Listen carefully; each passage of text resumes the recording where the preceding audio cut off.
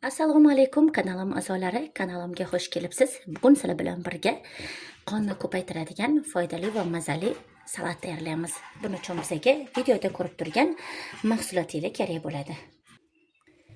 Salatimizga kerak bo'ladigan mahsulotlarni to'g'rab olishdan boshlaymiz ishimizni.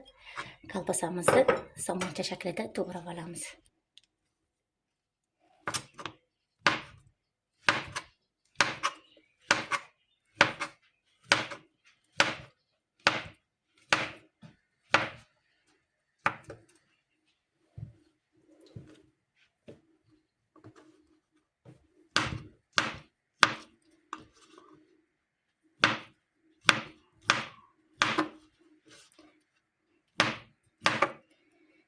Mana shunday qilib somoncha shaklida to'g'raymiz. 3-4 dona bodringni ham xuddi shunaqa qilib uzun-uzun somoncha shaklida to'g'rab olamiz.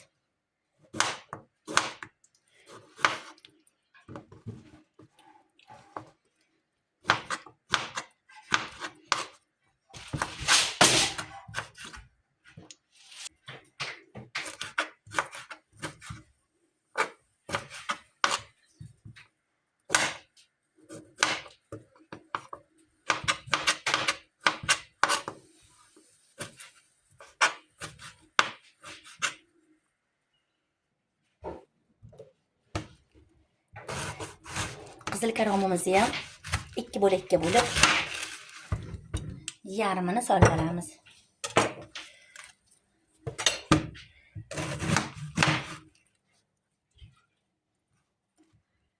Kichkina somon shaklida to'g'raymiz buni ham.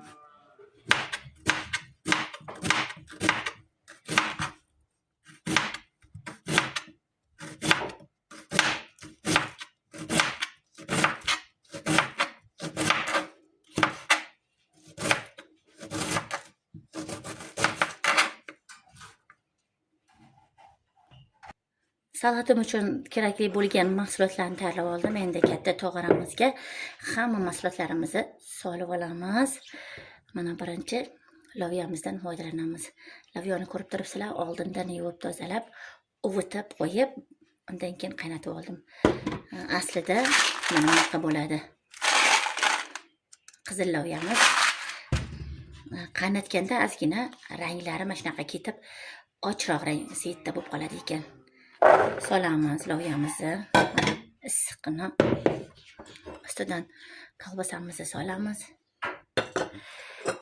Keyin bodringimizni,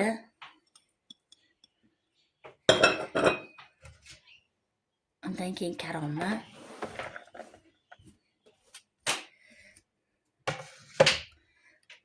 va qovurilgan go'shtimizni ham solib olamiz. Men mol go'shtidan foydalandim. Agar xohlasanglar, tog' go'shti solsanglar ham bo'ladi.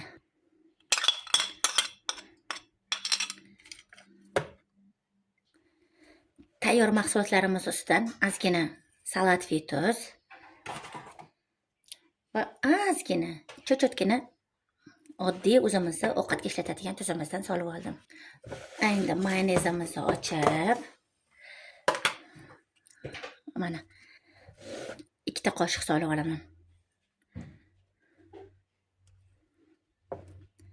Boshlanishiga ham mayli 3 qoshiq solaylik. Agar kam bo'lsa, aralashtirganimizda bilinadi. Yana bemalol solib olaveramiz va yaxshilab mahsulotlarimizni mayonezimiz singishguncha aralashtirib olamiz.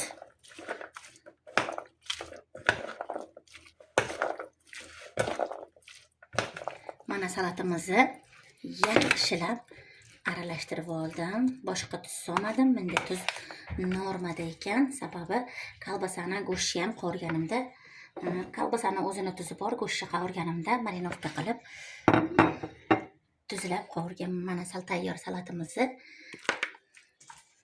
salat lisamizga solib, bemalol dasturxonimizga tortsak bo'ladi.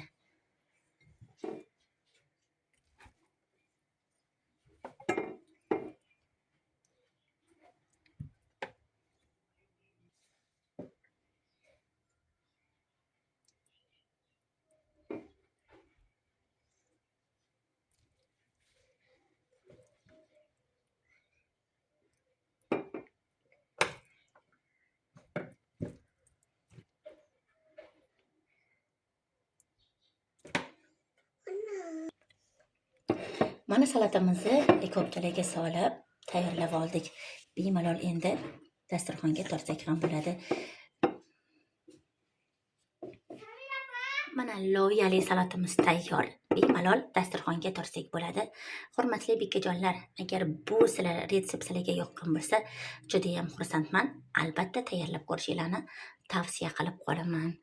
Kanalimda yangi bo'lsangiz, like bosib obuna bo'lishni unutmang. Ketgan vaqtinglarga rozi bo'lasizlar. Keyingi bundan-da yangi videolarda ko'rishguncha azizlarim.